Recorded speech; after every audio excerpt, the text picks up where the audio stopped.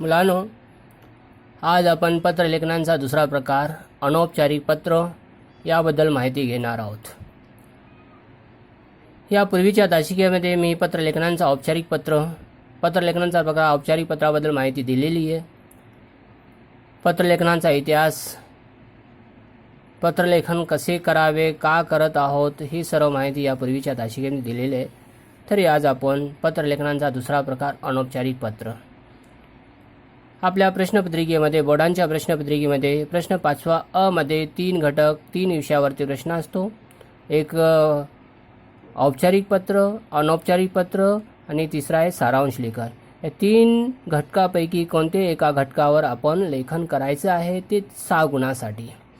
तर आज आपण पत्रलेखनांचा दुसरा प्रकार अनौपचारिक पत्र, इन्फॉर्मल लेटर याबद्दल माहिती घेणार आहोत.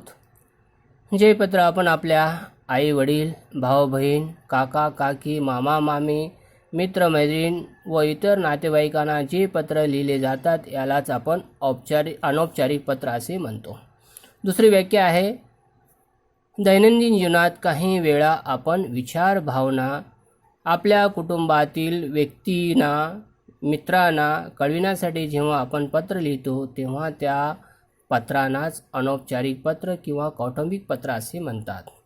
या दोन्ही व्याख्यामध्ये आपण दैनंदिन जीवनामध्ये वावरत असताना आपल्यातील एखादा घटक, आपल्यातील एखादा व्यक्ती, आपल्यातील कुटुंबातील एखादा सदस्य आपल्यापासून दूर गेला असेल, मग तो शिक्षणासाठी असेल, कामानिमित्त असेल किंवा अजून दुसऱ्या कारणासाठी तो गेला असेल, तर तेव्हा आपण त्यांच्याशी संपर्क साधण्यासाठी, आपले विचार तिथपर्यंत पोहोचण्यासाठी आपण काय करत असतो?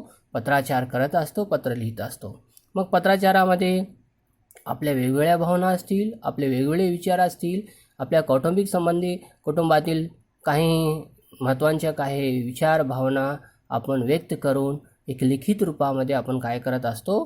पत्रामधून पाठवित असतो.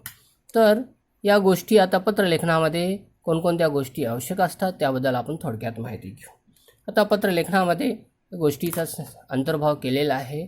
हे गोष्टी प्रामुख्याने महत्त्वाचे असतात या अनौपचारिक पत्रलेखनामध्ये.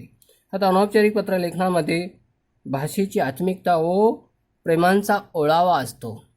यामध्ये भाषेची आत्मीयता आणि प्रेमांचा ओलावा असणे फार गरजेचे असतो. आपण एखाद्या व्यक्तीला आपल्या मनातील विचार व्यक्त करत असताना आपली भाषा ही प्रेमळ असावी आणि भाषेमध्ये ओलावा असावा, भावनिक भाषा असावी, जेणेकरून ते आपल्या संबंधित व्यक्तींना तो पत्र वाचताना त्याला वाटावे की खरोखर हा पत्र लिहिणारा आपल्या मनापासून आपले विचार व्यक्त करतोय, आत्मीयतेची ही जाण ठेवून तो आपल्या मनातील जे काही भावना असेल तो व्यक्त करतोय, सांगतोय, अशी त्याला जाणीव झाली पाहिजे. आणि त्याला आपण पत्र लिहितो त्या नात्यातील व्यक्तीला योग्य तो सन्मान करणे, रिस्पेक्ट देणे, एक सन्मानित आदरवाचक शब्द वापरणे हे या ठिकाणी आपल्याला करणे आवश्यक आहे. दुसरा, सर्वप्रथम त्या व्यक्तीची ख्याली खुशाली विचारावी. आदरवाचक शब्द वापरल्यानंतर मग त्याची ख्याली खुशाली वापरावी आणि त्यानंतर त्याची ख्याली खुशाली विचारल्यानंतर नात्यातील संबंधप्रमाणे विस्तृत लेखन करावे. मग आपले नाते जे असेल त्या नात्याबद्दल संबंध चौकशी करणारे, माहिती देणारे किंवा माहिती विचारणारे हे सर्व विस्तृत संबंधातील विस्तृत लेखन करणे गरजेचे आहे. आपण नात्यातील व्यक्ती ते कसे आहेत, काय करतात, त्यांची प्रकृती कशी आहे, तब्येत कशी आहे याबद्दल सविस्तर विचारणा करणे गरजेचे असते. पुढचा आहे, पत्रांचा विषय लिहिण्याची गरज नाही. या पत्रलेखनामध्ये विषय नसतो. मग डावीकडे पत्र पाठवण्याचा पत्ता लिहिणे गरजेचे असते. आता पुढील घटकामध्ये पहा, पत्रांचा आशय समजून घेणे व पत्र लिहिणे. विषय न कळण्याचे कधी कधी पत्रांना आशय चुकतो, 0 गुण मिळतात. पहा, विषयानुसार विषय जर तुम्हाला चांगल्या प्रकारे समजलं तर खरोखर विषयानुसारच तुमचं पत्रलेखन चांगलं होत असतो.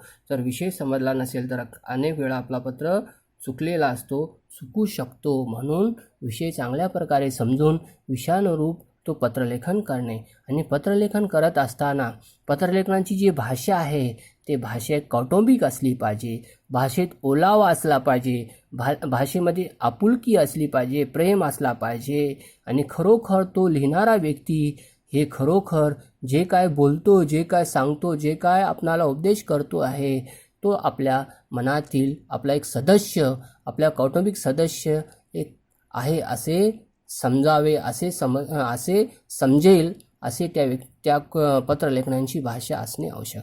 म्हणून त्या भाषेमध्ये एकतर ओलावा असला पाहिजे, भाषा प्रेमळ असली पाहिजे, भाषेमध्ये आत्मीयता असली पाहिजे आणि भाषा ही आपल्या कुटुंबातील एक कौटुंबिक नाते जोडणारी ही भाषा असली पाहिजे. म्हणून ही जर भाषा अशी वापरली, वाक्यरचना अशी असली, शब्द असे वापरले तर त्या ठिकाणी खरोखर जी पत्र वाचणाऱ्याला पण आनंद होईल आणि एक प्रकारची नाते संबंध अजून दृढ होतील. हे या ठिकाणी या गोष्टीचा भान ठेवणे गरजेचं आहे. आता पुढे बघूया आपण पत्रलेखन.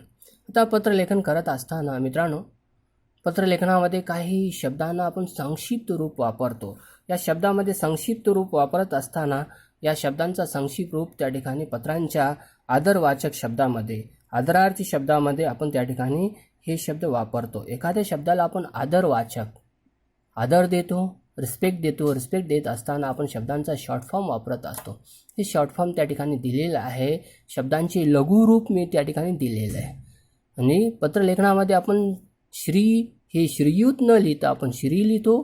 त्या श्रीचा अर्थच आहे श्रीयुत. दुसरं आहे तीर्थरूप न लिहिता आपण ती लिहिलं तरी चालेल. तीर्थरूप शॉर्ट फॉर्म ती स्व याने तीर्थ स्वरूप. कधी कधी काय असतो, लिहिणारा शॉर्ट फॉर्म लिहितो, संक्षिप्त रूप लिहित असतो, तर तीर्थ स्वरूपचा शॉर्ट फॉर्म आहे, संक्षिप्त रूप आहे हे ती स्व. सौभाग्यवतीचा शॉर्ट फॉर्म आहे सौ. चिरंजीवचा शॉर्ट फॉर्म आहे ची. पुढे माननीयचा संक्षिप्त रूप आहे मा. आदरणीचा संक्षिप्त रूप आहे आ. पुन्हा विशेष विनंतीचा संक्षिप्त रूप आहे वी. सप्रेम नमस्कार स न वी. सप्रेम नमस्कार स न असेल. सप्रेम नमस्कार विशेष विनंती यांचा संक्षिप्त रूप आहे, शॉर्ट फॉर्म आहे स न वी. हा शब्दांचा प्रथम अक्षर, पहिला अक्षर म्हणजे स. पुन्हा साष्टांग नमस्कार विशेष विनंती. साष्टांग नमस्कार विशेष विनंती या शब्दांचा शॉर्ट फॉर्म आहे, संक्षिप्त रूप आहे स न वी. पुढील कृतानेक सी साष्टांग नमस्कार म्हणजे कृतानेक. कृपाविलासी शीर साष्टांग नमस्कार विशेष विनंती. ताजा कलम ताक मीन्स ताजा कलम. विषयाने विशेष सूचना. पुढे आहे गंगा भागीरथी. तर अशा पद्धतीने आपण काय करत असतो, या पत्रलेखनामध्ये, अनौपचारिक पत्रलेखनामध्ये आपण शब्दांची संक्षिप्त रूप त्या ठिकाणी वापरत. मायन्यांचा तो मुख्य मजकूर असतो. मायन्यामध्ये जे आदरवाचक शब्द आपण वापरतो त्यामध्ये संक्षिप्त रूप वापरणे गरजेचे असतात. आता संक्षिप्त रूपमध्ये पुढे बघू आपण. एक तक्ता दिलेले मी, या तक्त्यांचा चांगल्या प्रकारे अभ्यास करा, जेणेकरून तुमचा जो अनौपचारिक पत्र आहे, इन्फॉर्मल लेटर आहे, तो अचूक आणि योग्य बरोबर त्या ठिकाणी असेल, लिहिता येईल. जर यांचा चांगल्या प्रकारे अभ्यास केला या तक्त्यांचा, तर तुम्हाला तो पत्रलेखन तुमचा बरोबर होईल, म्हणजे चुकणार नाही. जेणेकरून कोणत्या व्यक्तीला आपण पत्र लिहितो आहे, त्यांना आपण आदरवाचक कोणते शब्द वापरतो आहे, त्यांची आणि आपले नाते काय आहे, या तक्त्यामध्ये ते मी दर्शवलेलं आहे. तक्त्यामध्ये मी लिहून दिलेलं आहे. आता आपण पत्र लिहितो आई वडिलांना. आता आई वडिलांना पत्र लिहित असताना हा मुलगा, हा विद्यार्थी हा पत्र लिहितो आहे. मुलगी असेल किंवा मुलगा असेल, पत्र लिहित असताना आई वडिलांना पत्र लिहित असताना त्या मायन्यांचा मुख्य मायना असेल, तो शब्द असेल, आदरवाचक शब्द असेल तीर्थरूप. आता तीर्थरूप, तीर्थरूप स्वरूपचा तीर्थरूप आईच्या जागी बाबा असेल, काका असेल, कुणी असेल, फक्त हा व्यक्ती त्या ठिकाणी बदललेला असेल. त्याच्यासाठी आदरवाचक शब्द त्या ठिकाणी तीर्थरूप असेल. सी सा न वी शब्दांचा शॉर्ट फॉर्म दिलेला आहे, लघुरूप दिलेलं आहे. वरती मी त्या ठिकाणी ही सी सा न वीचा त्या ठिकाणी तो शब्दांचा शॉर्ट फॉर्म त्या ठिकाणी दिले, कोणत्या शब्दापासून हा शब्द तयार झालेला शॉर्ट फॉर्म वरही दिलेले. आता हा शेवटी आपल्या आणि वडिलांची नाते काय आहे, तर या ठिकाणी आपण त्या वडिलांचे कोण आहोत, पत्र लिहिणारा हा मुलगा किंवा मुलगी असेल. म्हणून या ठिकाणी शेवटी आपल्या आणि वडिलांची नाते या ठिकाणी हे मुलगा आणि मुलगी या शब्दाने दर्शविले जातात. म्हणून ह्या महिन्यामध्ये जर पत्र लिहिते, विषय वेगवेगळे असतील, विषय कोणतेही असो, परंतु लिहिणारा व्यक्ती आणि ज्याला लिहितो तो व्यक्ती तेच असणार आहेत. आई वडिलांना पत्र लिहितो तर हा शब्द सर्वांसाठी तोच असणार आहे तीर्थरूप, कारण ती आदरवाचक शब्द आहे. हा आपण या शब्दानेच आपण त्या ठिकाणी आदर दाखवत असतो. तर आदरसूचक शब्द आहे तीर्थरूप आईस. सा न विवी आपला. दुसऱ्यामध्ये आहे, आता दुसरा आहे वडीलधारी मंडळी. आता वडीलधारी मंडळीला आपण काय म्हणतो, जी आपल्यापेक्षा सिनियर आहेत, आपल्यापेक्षा जे मोठे आहेत, आपल्यापेक्षा जे मोठे असतात त्यांना आपण हा शब्द, आता मोठे म्हणून काका काकी मामा मामी जे काही असेल त्यांना आपण पत्र लिहितो. तर तीर्थरूप आईस या ठिकाणी हे कोणते शब्द आहे, आदरसूचक. अभिवादन, अभिवादन करणारे हे शब्द आहेत. आपण तीर्थरूप या शब्दानेच आपण अभिवादन करतो. तीर्थरूप आईस, त्या आईच्या जागी आपण त्या ठिकाणी काय करतो, तीर्थरूप आईस, आईस न करता आपण या ठिकाणी तीर्थरूप मामा, या तीर्थरूप मामा या ठिकाणी आपण करतो. तीर्थरूप मामा एक शब्द आपण घेतो, तीर्थरूप मामा. बघा, तीर्थरूप मामा या ठिकाणी मी घेतलेलं आहे. आता आईच्या जागी काका मामी कुणी असू शकेल. या तीर्थरूप मामा शी साना बीबी हे अभिवादन शब्द असेल. अभिवादन करत असतो आपण. तीर्थरूप मामा सी साना बीबी हे आदरवाचक शब्द आहे. आता आपला असेल या आपली असेल. आपला या आपली या ठिकाणी काका काकी असेल. आपला किंवा ही आपली.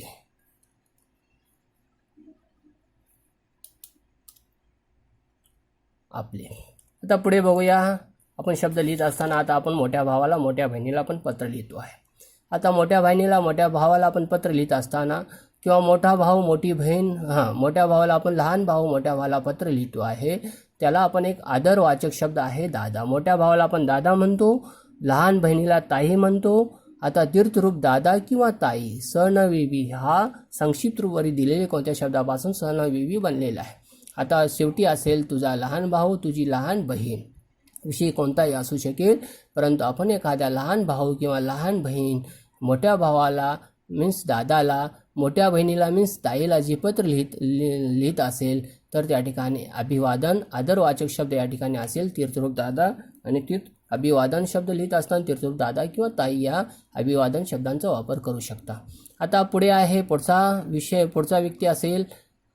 पण जर मोठा भाऊ लहान भावांना पत्र लिहित असेल, मोठा भाऊ मोठी बहीण लहान भावांना पत्र लिहित असेल, मोठी बहीण ताई पत्र लिहित असेल लहान भावांना, किंवा दादा लहान बहिणींना पत्र लिहित असेल, तर या ठिकाणी या आदरवाचक शब्द असणार आहे, अभिवादन शब्द असणार आहे चिरंजीव. लहानासाठी आपण चिरंजीव लिहितो आणि त्या ठिकाणी नाव असेल, रीमा असेल या रामू असेल. अनेक आशीर्वाद म्हणजे आपण त्यांना आशीर्वाद देत असतो, म्हणजे लहानांना आपण आशीर्वाद देत असतो, म्हणून या ठिकाणी सनविवी नसणार आहे. म्हणून या ठिकाणी जर मोठा भाऊ, जर मोठी बहीण, जर लहान भावांना लिहित असेल तर हा आदरवाचक शब्द या ठिकाणी काय असणार आहे, चिरंजीव असणार आहे. अभिवादन, अभिवादन शब्द या ठिकाणी चिरंजीव असणार आहे. अनेक आशीर्वाद. शिक्षकांना जर पत्र लिहितो आहे तर शिक्षकांना पत्र लिहित असताना या ठिकाणी आदरवाचक शब्द अभिवादनवाचक शब्द असेल पूज्य गुरुवर्य, पूज्य गुरुजी, सनविवी, सप्रेम नमस्कार, विशेष विनंती. आपला विद्यार्थी, आपला आज्ञाधारक हे या ठिकाणी अभिमानवाचक मजकूरमध्ये पूज्य गुरुजी या ठिकाणी लिहिणे गरजेचे आहे. आता पुढे बघूया आपण. हे गुरुजींना आपण पत्र लिहिलेलं आहे, मित्रांना आपण पत्र लिहिलेलं आहे. आता पुढे बघूया मित्रांना पत्र आपल्याला लिहायचं आहे. आता मित्रांना पत्र लिहित असताना प्रिय मित्र किंवा मैत्रीण, प्रिय मित्र राजू या ठिकाणी नाव असेल, सप्रेम नमस्कार, तुझा मित्र, तुझी मैत्रीण. आता या टेबलमध्ये आपण तक्त्यामध्ये पूर्ण माहिती घेतलेली आहे. कोणाला पत्र लिहायचं असेल त्याच्यासाठी अभिवादन मजकूर काय असणार आहे, अभिवादन मजकूर आणि आदरार्थी शब्द काय असणार आहे, शेवटी तुझा या तुझी, मुलगा मुलगी जे काय असेल शेवट कोणत्या शब्दाने करायचा आहे. या तिन्ही महत्त्वाचे घटक व्यक्ती, मायना, आदरवाचक शब्द आणि शेवट हे तक्त्यामध्ये मी दर्शविलेलं आहे. आता पुढे बघूया या प्रकारामध्ये कोणत्या प्रकारामध्ये कोणत्या विषयावरती प्रश्न येतो आहे. 2 विषयावरती या ठिकाणी या प्रकारामध्ये प्रश्न विचारला जातो बोर्डामध्ये. अनौपचारिक पत्रामध्ये 2 विषय असतात. एक आहे अभिनंदन पत्र आणि दुसरा आहे आभार पत्र. अभिनंदन पत्र काँग्रॅच्युलेशन लेटर आणि आभार पत्र थँक्स लेटर हे 2 विषय प्रश्नपत्रिकेमध्ये विचारले जातात. दोन्ही विषयावरती आपल्याला पत्राचार करायचा आहे. आता पुढे बघूया अनौपचारिक पत्रलेखन करायच्या पायऱ्या, स्टेप्स. आता एकानंतर एक आपण काय वापरतो, पत्रलेखनाचा आराखडा आपण तयार करतोय त्या आराखड्यामध्ये आपण पत्रलेखनांच्या कोणत्या पायऱ्या म्हणजे कोणते घटक महत्त्वाचे आहे एकानंतर एक लिहिणं गरजेचे आहे आपण बघूया. म्हणजे पत्रलेखन करत असताना सर्वप्रथम आपण काय लिहिणार? दिनांक. ज्या दिवशी आपण पत्र लिहितो आहे त्या दिवसांचा दिनांक असेल किंवा एखादी तारीख त्या प्रश्नपत्रिकेमध्ये त्या कृतीमध्ये दाखवलेली असेल ती तारीख आपण लिहू शकतो. कोणती तारीख? प्रश्नपत्रिकेमध्ये दिलेली तारीख किंवा एखादी चुकून जर त्याला समजलं नसेल तर आपण ज्या दिवशी पत्र लिहितो आहे त्या दिवसांची पण तारीख लिहिली तर वावगे ठरणार नाही. दुसरा आहे मायना संबोधन. मायना संबोधन, अभिवादन, मजकूर. त्यामध्ये आपण त्या टेबलामध्ये बघितलेलं आहे. मायन्यामध्ये संबोधनमध्ये काय असणार आहे? तिथरू बाबा, प्रिय मित्र, चिरंजीव, गुरुवरे, हे अभिवादन संबोधन आहे, मायना आहे, हे मजकूर आहे. या ठिकाणी वरती आपण दिलेले आणि शब्दांचा संक्षिप्त रूप सणबिबी, सप्रेम नमस्कार, अनेक आशीर्वाद हे दुसऱ्या नंबरवरती असणार आहे, दुसऱ्या स्टेपमध्ये असणार आहे. आता पुढे आहे तिसरा मजकूर. मजकूर इज पॅरेग्राफ, पत्रांची बॉडी. या पॅरेग्राफमध्ये मजकूरमध्ये 2 पॅरा असणे, 2 पॅरेग्राफ, 2 परिच्छेद असणे गरजेचे असतात. मित्रांनो, हे परिच्छेद लिहित असताना या परिच्छेदवरतीच तुमच्या पत्रलेखनांचा विषयानुसारच हे मजकूर अवलंबून आहे. तुम्ही पत्र कसे लिहिलात आणि त्या पत्रलेखनांच्या मजकूरमध्ये तुम्ही आपली भावना, विचार कसे व्यक्त केलात यावरच तुमच्या पत्रलेखन अवलंबून असतो. यावरच आपले गुणधर्म ठरवू शकतात. म्हणजे तुम्ही जर चांगल्या प्रकारे एक आपले आदरवाचक, एक सन्मान दाखवणारे किंवा एखादा चांगला त्या ठिकाणी आत्मिक शब्दांचा वापर केला असेल किंवा या ठिकाणी आपलं प्रेमांचा ओळावा दाखवला असेल, चांगल्या शब्दांचा वापर, भावनिक शब्दांचा वापर केला असेल, भाषा ही तुमची खेळखळ असली पाहिजे, कौटुंबिक भाषेचा वापर केला असेल तर खरोखर ते पत्र वाचणाऱ्याला खूप आनंद होईल आणि त्याला वाटेल की खरोखर या ठिकाणी चांगल्या शब्दांचा, भावनिक शब्दांचा वापर केला आहे. तो आपल्या पूर्ण कुटुंबांची ख्यालीखुशाली विचारलेली आहे. तर त्याला वाटेल की खरोखर हे आपणाला मनापासून प्रेम करतोय, मनापासून आपली काळजी घेतोय, मनापासून आपली खुशाली विचारतोय. आणि हे सर्व या मजकूरमध्ये येणे गरजेचे आहे. याच्यावरच या 2 परिच्छेदावरतीच आपला एकंदरीत त्या पत्रलेखनांचा आराखडा, पत्रलेखनांचा तो स्टँडर्ड असेल, लेवल असेल, पत्रलेखनांची योग्यता असेल हे समजेल. म्हणून तुमचा मजकूर हे फार इफेक्टेड, परिणामकारक असला पाहिजे, जेणेकरून सर्व मुद्दे त्या ठिकाणी कव्हर झाले पाहिजे. म्हणजे सर्व मुद्द्यावरती त्या ठिकाणी वर्णन केले, मुद्द्यांचा त्या ठिकाणी पाठपुरावा केला पाहिजे, जेणेकरून त्या व्यक्तीबद्दल ख्यालीखुशाली विचारली पाहिजे. मग त्या व्यक्तीबद्दल सन्मानवाचक शब्द वापरले पाहिजे, त्या व्यक्तीबद्दल तब्येतीबद्दल विचारणा केली पाहिजे. मग त्या व्यक्तीबद्दल आपल्या मनामध्ये जे काही भावना असेल त्या भावनांचं प्रकटीकरण त्या परिच्छेदमध्ये झाले पाहिजे. आणि शेवटचा दुसरा परिच्छेद असेल, दुसरा पॅरेग्राफ असेल, त्या पॅरेग्राफमध्ये पत्र लिहिण्याचे कारण काय असेल, का लिहिता पत्र, या सेकंड पॅरेग्राफमध्ये, सेकंड परिच्छेदमध्ये, सेकंड उतार्यामध्ये त्या गोष्टीचा उल्लेख होणे गरजेचे आहे. आता पुढचा बघू घटक आपण पत्रलेखनांचा शेवट. आता हे सर्व झाल्यानंतर आता पत्रलेखनांच्या शेवटमध्ये आपण काय करणार आहोत? आपण आणि तुमची आणि ते व्यक्तीचे नाते. जर लिहितो आहे मुलगा तर त्या पत्रलेखनामध्ये आपला विषय कोणाला पत्र लिहितो आहे, जर वडिलांना पत्र लिहित असेल तर या ठिकाणी चौथ्यामध्ये असेल आपला शेवट, आपला मुलगा असेल त्या ठिकाणी अबक. म्हणजे आपण त्या टेबलमध्ये तक्त्यामध्ये दिलेला आहे पत्रांचा शेवट, तोच या ठिकाणी लिहिणं गरजेचे आहे. मग लिहिणाऱ्यांचा पत्ता असेल आणि ईमेल आय डी. हे 6 जे घटक आहेत नंतर एक क्रमवार आपण लिहिणे गरजेचे. जर हे खालीवरी झालं तर तुमचा तो पत्रलेखन हा चुकण्याची शक्यता असते. म्हणून हे स्टेप बाय स्टेप क्रमवार एकानंतर एक अशाच पद्धतीने लिहिणे गरजेचे आहे. म्हणून हे पत्रलेखन करत असताना ही रूपरेखा या ठिकाणी आपण आखूनच सुरुवातीला आपण काय लिहिलं आहे, तिच्यानंतर काय अशा पद्धतीने आपण शेवट आपण आपल्या पत्त्याने करतो. आणि शेवटी हे पत्ता लिहिल्यानंतर, पत्र लिहिणाऱ्यांचा पत्ता झाल्यानंतर शेवटी आपण काय करतो? Email I D. तर अशा पद्धतीने थोडक्यात मी पत्रलेखनांची माहिती दिलेली आहे. आता पुढे बघूया एखादा पत्रलेखनाचा आराखडा तयार करू. आता पत्रलेखनाचे 6 स्टेप्स आहेत. 6 स्टेप झाल्यानंतर ते पत्रलेखन कसे करायचे हे पहा.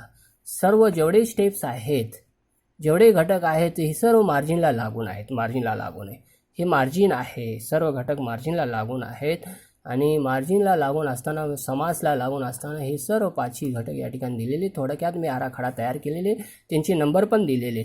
आता सर्वप्रथम आपण दिनांक लिहिलेले. हे दिनांक लिहित असताना नंबरमध्ये लिहा. महिना एखाद्या शब्दामध्ये पण लिहू शकता. मे किंवा जून जे असेल त्या जून हे शब्दामध्ये पण लिहू शकता. जर नसेल तर 06 तुम्ही त्या ठिकाणी लिहू शकता. ही दिनांक ज्या दिवशी आपण पत्र लिहितो आहे त्या दिवसांची पण असू शकेल किंवा एखाद्या प्रश्नामध्ये दिलेली जी दिनांक असेल त्यापूर्वीची किंवा नंतरची असू शकेल. पुन्हा दुसरा स्टेप्स आहे तीर्थरूप बाबास. हे आपण आदरवाचक, हे सन्मान दाखवणारा एक शब्द या ठिकाणी दिलेला आहे. तो शब्द मी टेबलवरती तक्त्यामध्ये दिलेले. त्यानुसार त्या योग्य व्यक्तीनं आपण कोणते शब्द वापरतो ते त्या ठिकाणी लिहिणे हे की कशावर डिपेंड आहे, आपल्या विषयावर. जे विषय प्रश्नामध्ये जे दिलेला विषय जर लहान मुलांना असेल तर या ठिकाणी हा शब्द बदललेला असेल. आदरसूचक शब्द बदललेला असेल. लहान मुलांना जर लहान भावाला जर पत्र लिहायचं असेल तर या ठिकाणी चिरंजीव येणार आहे, तीर्थरूप येणार नाही. शिक्षकांना पत्र लिहायचं असेल तर या ठिकाणी हा शब्द बदललेला असेल. या गुरुवर्य, आदरणीय पूज्य गुरुवर्य सरनविवी हा शब्द येणार. म्हणजे व्यक्तीनुसार जो लहान मोठा यानुसार हा शब्द अभिवादन शब्द हा त्या ठिकाणी बदलू शकतो. हे लक्षात घ्या. हे सर्व मी वरती टेबलमध्ये तक्त्यामध्ये दिलेलं आहे. त्यानुसारच या ठिकाणी या शब्दांची मांडणी करावी, लेखन करावा. पुढे आहे परिच्छेद. जे 2 पॅरेग्राफ दिलेले. पहिला पॅरेग्राफ हा ख्याली खुशालीबद्दल आहे. आपण त्यांची, त्या कुटुंबाची, त्या व्यक्तीची ख्याली खुशाली विचारतो. त्याबद्दल आपण त्याला आनंद व्यक्त करतो. म्हणजे त्या ठिकाणी आपल्या असलेली भावना, विचार, आपुलकी असेल, जिव्हाळा असेल, या पहिल्या पॅरेग्राफमध्ये आपण काय करतो, तिची असेल, तिच्या कुटुंबाची असेल किंवा कुटुंबातील सदस्याची असेल, याबद्दल आपण ख्याली खुशाली विचारतो. आपल्या भावना प्रकट करतो. आपल्या भावनाबद्दल, त्याबद्दल असलेली आपली आत्मीयता, यामध्ये ओलावा असेल, भावनेचा ओलावा असेल, या शब्दांचा या ठिकाणी वापर करून हे पॅरेग्राफ आपण तयार करतो. परिचय. आता दुसऱ्या पॅरेग्राफमध्ये काय असणार आहे, विषयानुसार असणार आहे. विषय कशाबद्दल आहे, विषय आपण कशाबद्दल लिहितो आहे, कोणत्या विषयावरती आपण पत्र लिहितो आहे, त्या विषयाशी अनुसरूनच या ठिकाणी दुसरा परिच्छेद असतो. एखाद्या परीक्षेबद्दल अभिनंदन करायचं असेल, त्या परीक्षेमध्ये त्याला प्रथम क्रमांक मिळाला असेल तर त्याबद्दल आपण अभिनंदन करायचं असेल तर या दोन्ही या पॅरेग्राफमध्ये, या परिच्छेदामध्ये त्यांचा उल्लेख होणे गरजेचे आहे. आभार व्यक्त करायचा असेल तर तो का आभार व्यक्त करतो आहे आणि कशामुळे करतो आहे, आभार व्यक्त करण्याचे, थँक्स करण्याचे कारण काय आहे, हे दुसऱ्या परिच्छेदमध्ये येणे गरजेचे. तर अशा पद्धतीने आपण 2 पॅरेग्राफमध्ये, 2 परिच्छेदमध्ये हे पत्रलेखन मजकूर आपण लिहिणे गरजेचे आहे. आता पुढे बघू. हा संपल्यानंतर आपण चौथा प्रकार. आता हे झाल्यानंतर आपला मुलगा, आपली मुलगी, आपला मित्र किंवा आपला भाऊ हे शब्द या ठिकाणी प्रयोग करायचे. यावरही तक्त्यामध्ये दिलेले आहे. यानुसारच आपण पत्र कोणाला लिहितो आहे त्यानुसार हा शब्द बदलेल. हे या ठिकाणी हा घटक बदलेल. पुन्हा लिहिणाऱ्यांचा पत्ता असेल, कोण लिहितो आहे तो या ठिकाणी लहान असेल, मोठा असेल, ज्यांचा असेल त्या ठिकाणी पत्ता असेल. आपण एखाद्या हॉस्टेलमध्ये आपण शिकत आहोत, वडिलांना पत्र आपण लिहितो आहे तर या ठिकाणी आपला पत्ता असेल. वडील आपणाला पत्र लिहितो आहे तर या ठिकाणी वडिलांचा पत्ता असेल. तर या ठिकाणी हा बदलेल. हिच्यानुसार हा पत्ता ठरलेला आहे, हा ॲड्रेस ठरलेला आहे. शेवटी असेल आपणाला ईमेल आय डी. शेवटी आपण पत्रांच्या शेवटी काय करतो, ईमेल आय डी लिहितो. तर अशा पद्धतीने मित्रांनो मी तुम्हाला पत्रलेखनांची व्याख्या दिलेली आहे. त्यानंतर पत्रलेखनामध्ये कोणते घटक असणे गरजेचे आहे. मग त्यानंतर आपण एखाद्या शब्दांचा संक्षिप्त रूप वापरतो, पण त्यांचा अर्थ काय आहे, त्या शब्द संक्षिप्त रूपांचा कोणत्या शब्दापासून संक्षिप्त रूप शॉर्ट फॉर्म बनलेला आहे त्याबद्दलवरती माहिती दिलेली आहे. पुन्हा त्यानंतर पत्रलेखन करत असताना कोणत्या घटकांचा समावेश असतो, त्यानंतर क्रमवार तिची मी स्टेप दिलेली आहे, पायऱ्या, एक आराखडा तयार करून दिलेला आहे. आता यानंतर आपण काय करू, एक पत्रलेखन आपण करू, एका विषयावरती पत्रलेखन. हे पहा, प्रश्नपत्रिकेमध्ये हा प्रश्न 5व्या आम्ही प्रश्न 1 दिलेले आहे, परंतु जर प्रश्नपत्रिकेमध्ये आपण बघितलं हा प्रश्न क्रमांक 5वा असतो. 5व्यामधला अ मधले 2 प्रश्नाचा 2 पैकी 1 असेल. आता हा विषय दिलेला आहे. पुढील निवेदन वाचून त्या खालील कृती सोडवा. आता ही सर्व दिलेली आहे. आपण का लिहितो आहे, सर्व माहिती दिलेली आहे. कोण लिहितो आहे, कोण आहे, कशाबद्दल आपण लिहितो आहे, आणि शेवटी आपण त्यांना केलेली मदतीमुळे संबंधित व्यवस्थापक मॅनेजरला अभिवादन करण्याचे काय कारण आहे, ही सर्व माहिती या 2 कृतीमध्ये दिलेली आहे. त्यानुसारूनच आपण पत्रलेखन करत असतो. म्हणजे आपल्याला जास्त ताण घ्यायची गरज नाही. सर्व माहिती या ठिकाणी परिचयाची माहिती पॅरेग्राफची माहिती दिलेली आहे. आयोजन करणारा कोण आहे, निसर्ग पर्यावरण संस्था. हा प्लॅस्टिक बंदी मोहिमेच्या अंतर्गत पर्यावरणपूरक साधनांची प्रदर्शन आहेत. आंतरभारती सभागृह, गोखले रोड, भांडूप इथून हा पत्र या ठिकाणी स्थळ आहे. हा तारीख दिलेली आहे आणि हा लिहिणारा हा व्यक्ती पण त्यांचे नाव दिलेले आहे. या पर्यावरण स्नेही संस्थेला सदस्य असलेल्या तुमच्या मामांचे प्लॅस्टिक बंदीसाठी केलेल्या कार्याबद्दल अभिनंदन करणारे पत्र लिहितो आहे. मामाला आपण पत्र लिहितो आहे कारण या ट्रस्टला मामाने खूप चांगलं कॉपरेट केलेलं आहे. प्लॅस्टिक बंदीसाठी खूप चांगले काम केलेलं आहे. म्हणून आपण मामाला काय करतोय, पत्र लिहितो या कार्याबद्दल. हा पत्र आपण लिहिणार आहोत. पुढे पहा. हा कार्यक्रम होता 20 फेब्रुवारी ते 25 फेब्रुवारी. तर 20 फेब्रुवारी ते 25 फेब्रुवारी नंतर आपण त्या ठिकाणी मामाला पत्र, 20 फेब्रुवारी ते 25 फेब्रुवारी नंतर आपण पत्र लिहितो मामाला. हा 26 फेब्रुवारीला आपण पत्र लिहितो आहे. 20 नंतर आपण 26ला पत्र लिहितो आहे. 26 फेब्रुवारी 2020. तीर्थरूप विलास मामा सी सानवी. सी सानवीचा मी शॉर्ट फॉर्म दिलेल्या वरती. आता मामाला आपण पत्र लिहितो आहे. सिनियर आहेत, आपल्यापासून मोठा आहेत म्हणून तीर्थरूप लिहिलं. आता पत्र लिहिलं या ठिकाणी शॉर्टमध्ये आपण दिलेले. कालच वर्तमानपत्रात सदस्य असलेली निसर्ग पर्यावरण स्नेही संस्थेची प्रदर्शन जाहिरात वाचली. त्या संस्थेच्या माध्यमातून तुम्ही करत असलेल्या कामाबद्दल आईकडून मला कळले तुमचे कौतुक. म्हणजे आपण डायरेक्ट या ठिकाणी काय केलेले, मामाने या निसर्ग पर्यावरण स्नेही संस्थेमध्ये जी प्रदर्शनांची जाहिरात वाचली आणि त्या संस्थेमध्ये मामाने कोणते चांगले काम केलेले आहेत, त्या संस्थेमध्ये मामांची नाव आणि त्या वर्तमान न्यूजपेपरमध्ये मामांचे कौतुक, जे काय मामाबद्दल लिहिलेलं त्या मजकूर वाचलं आणि ते वाचून आईकडून पण मामाबद्दल माहिती मिळाली. ते वाचून आणि ऐकून मामा तुमचे खूप कौतुक वाटले. म्हणजे मामाने केलेल्या कार्याबद्दल, प्लॅस्टिक बंदीबद्दल केलेल्या कार्याबद्दल आईकडून पण समजली आणि त्या न्यूजपेपरमध्ये वर्तमानपत्रामध्ये त्या जाहिरातीमध्ये जे काय लिहिलेलं आहे त्या मामाने केलेल्या कार्याबद्दल ते वाचून पण मला खूप अभिमान वाटला आणि म्हणून मी तुमचे कौतुक करणारे पत्र तुम्हाला लिहित आहे. मामा, तुमच्या परिसरात प्लॅस्टिक विल्हेवाटीसाठी तुम्ही करत असलेल्या कामाने मी खूप प्रभावित झालो. आता मामा जे काम करता, मामा ज्या ठिकाणी राहतात त्याबद्दल जी काय प्लॅस्टिक सोसायटीमध्ये जी प्लॅस्टिक असेल त्या प्लॅस्टिक विल्हेवाट लावण्यासाठी, प्लॅस्टिक विल्हेवाट म्हणजे प्लॅस्टिकबद्दल ते रिप्रोसेस करण्यासाठी तुम्ही करत असलेल्या कामाने खूप प्रभावित झालो आहे. म्हणजे प्लॅस्टिक गोळा करणे, प्लॅस्टिक रियूज करणे, म्हणजे त्याबद्दल असलेल्या रिप्रोसेस करण्यासाठी जे काही काम मामाने सुरू केलेलं आहे त्या काम ला खूप आवडलं.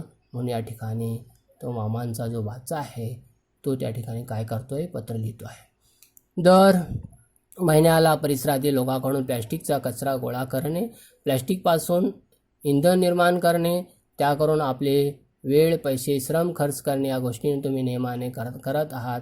इतरांनाही सहभाग करून घेतात, याबद्दल तुमचे आभार. आता मामा काय करतात बघा, या दुसऱ्या पॅरेग्राफमध्ये लिहिले, दर महिन्याला परिसरातील लोकांकडून तुम्ही प्लॅस्टिकचा कचरा गोळा करणे. म्हणजे तुम्ही काय करता, दर महिन्याला रोजच्या रोज असेल महिन्याला तुम्ही प्लॅस्टिक कचरा गोळा करता. प्लॅस्टिकपासून तुम्ही इंधन, एनर्जी तयार करता.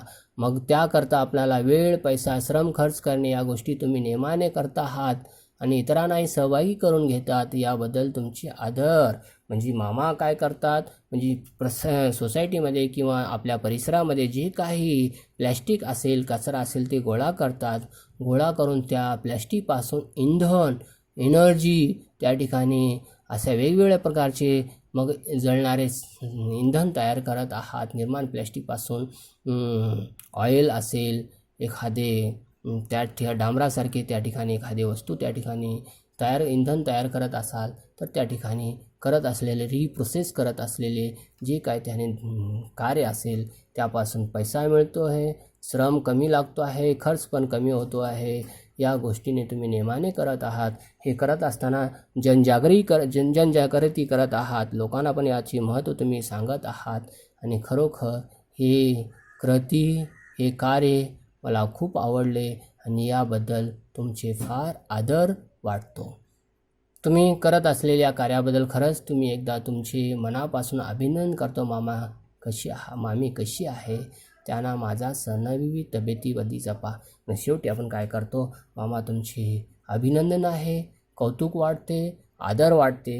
आणि शेवटी पण आपण त्यांच्या घरातील व्यक्तीबद्दलही आपण ख्याली खुशाली विचारलेली आहे. तुम्ही करत असलेल्या कार्याबद्दल खरंच तुम्हाला एकदा मनापासून अभिनंदन करतो. आणि अभिनंदन करत असताना घरातील मंडळी, मामी कशी आहे, तुमची तब्येत, मामीची तब्येत पण जपा, असे या ठिकाणी याबद्दलही विचारणा केलेली आहे. तुमचा या ठिकाणी नाव दिलेलं नाही आहे. अबाका कुठे राहता, मग या ठिकाणी शॉर्टली ॲड्रेस दिले, कांजूर मार्ग आणि ईमेल ID तयार. तर अशा पद्धतीने एक शॉर्टमध्ये दिलेलं आहे. यामध्ये विषय बदलतील, विषयानुसार या ठिकाणी मजकूर पण बदलेल, हा मॅटर पण बदलेल. पुढे हे प्रत्येकांची वेगवेगळी विचार मांडणी असेल. विचार मांडणीनुसारच प्रत्येकांची या ठिकाणी परिचय तयार होईल. मी असं सांगू शकत नाही की प्रत्येक व्यक्तीचे एक सारखे विचार असतील, असं नाही. मग तुम्ही अजून चांगल्या प्रकारे त्याला रंगतदार तुम्ही आपले विचार प्रकट करू शकता. मग इतर कुटुंबाबद्दलही तुम्ही विचारपूस करू शकता. अजून विषयानुसार त्या ठिकाणी आपली वेगवेगळी मांडणी असू शकेल. त्यानुसार आपली कल्पना, आपल्या भावना, आपले विचार त्या ठिकाणी वेगवेगळे असू शकतात. पुढे बघूया आपण. हे झालं आपण थोडक्यात एका प्रश्नांची आपण रूपरेखा तयार केली. मग एक पत्रलेखन पण त्या ठिकाणी केलेले. आणि वरी पत्रलेखन करत असताना वरी आपण काय, अभिनंदन पत्र हेडिंग दिलेली आहे, टायटल दिलेलं आहे, शीर्षक दिलेले. दिल्याबरोबर समजेल की बाबा हे अभिनंदन करणारे पत्र आहे. आता पुढे बघूया. हे 6 स्टेप्स या ठिकाणी पूर्ण मांडणी केलेली आहे.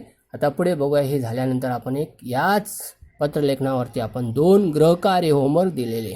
पहा, कोणत्याही गोष्टी झाल्यानंतर, कोणतेही आपण शिकतो, कोणतेही एखादे कार्य शिकल्यानंतर मग ते कार्य आपण करून बघण्यासाठी आपण काय करत असतो, काहीतरी आपल्याला काम, होमवर्क असतो, प्रॅक्टिस करत असतो. म्हणून आपण आज ही शिकलो आहे. हा इन्फॉर्मल लेटर कसा लिहायचा आहे, कसे लेखन करायचे आपण शिकल्यानंतर आपण त्यावरती एक थोडं होमवर्क करणार आहोत, गृहकार्य करणार आहोत. हे करून बघणार आहोत, लिहून बघणार आहोत. आता पहा, खालील कोणत्याही एका विषयावरती पत्रलेखन करा. विषय बदललेला आहे. वरचा विषय हा विषय वेगळा असेल. हा 5 जूनला असेल. तर या 5 जूनपैकी आपण आज काय करू, 1 जून.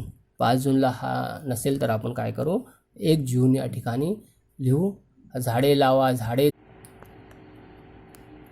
अनौपचारिक पत्रलेखनाबद्दल सविस्तर आपण माहिती घेतलेली आहे. एक प्रश्नांचं आपण लिखाण करून पण बघितलेले.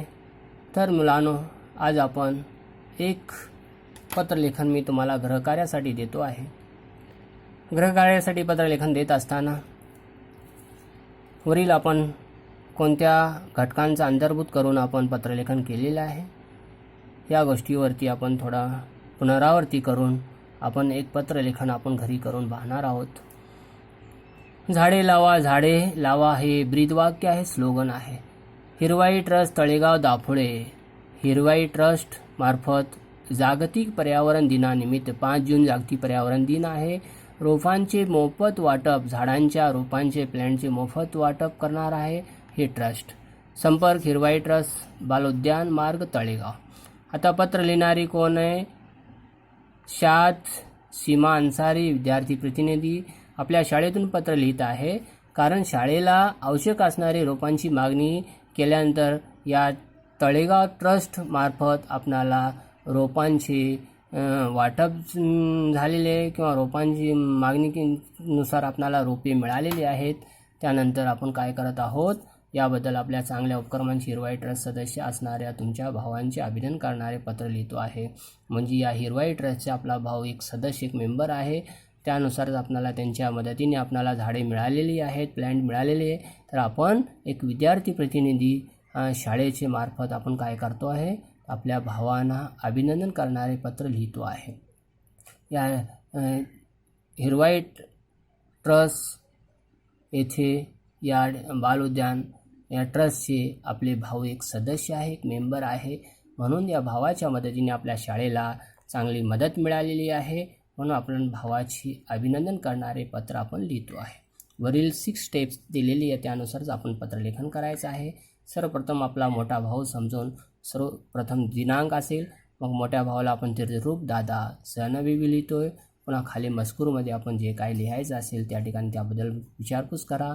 तुम्ही कशा पद्धतीने कार्य केलात, तुम्हाला झाडे कशी मिळाली, कोणते झाडे मिळालेली, खूप चांगली मिळाली, मग शाळेच्या परिसरामध्ये तुम्ही काय काय करणार आहात, आणि ही खूप चांगले कार्य तुम्ही आम्हालाच नाही तर आपल्या परिसरातील जेवढी शाळा असेल किंवा एखादी संस्था असेल त्यांना तुम्ही मोफत झाडांची वाटप करून देत आहात. याबद्दल खूप चांगले तुम्ही काम हाती घेतलात. याबद्दल आपल्या पत्रानेच आपल्या भावाला, आपल्या दादाला अभिनंदन करणारे पत्र आपण लिहितो आहे. हे सर्व या ठिकाणी उतार्यामध्ये पॅरेग्राफमध्ये यांची नोंदणी असावी, मान्य केली पाहिजे. आणि शेवटी असेल, दादा मी इकडे शाळेमध्ये आहे किंवा इकडे हॉस्टेलला आहे किंवा इकडे शिकायला आहे, नंतर मी घरी आल्यानंतर मी भेटेनही करेन. शेवटी तुमचा लहान भाऊ घरातील सर्व मंडळीला माझा सहनविवी, आई वडिलांना, वहिनींना, सर्वांना सहनविवी, आणि माझा अभ्यास चांगला चालू आहे हे असं तुम्ही त्या ठिकाणी थोडक्यात मान्य करू शकाल.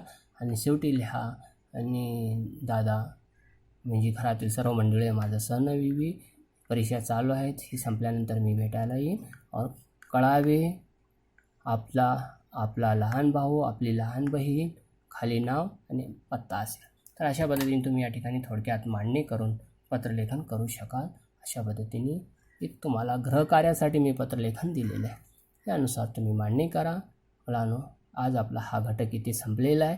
तर एकंदरीत उपयोजित लेखनामध्ये हे पत्रलेखन 2 प्रकारे असतात. ती दोन्ही प्रकारचे पत्रलेखन आपण अभ्यासलो आहे. आता यानंतर आपण पत्रलेखनानंतर एक सारांश लेखन किंवा दुसरा घटक आपण पुढच्या तासिकेमध्ये घेऊया. धन्यवाद.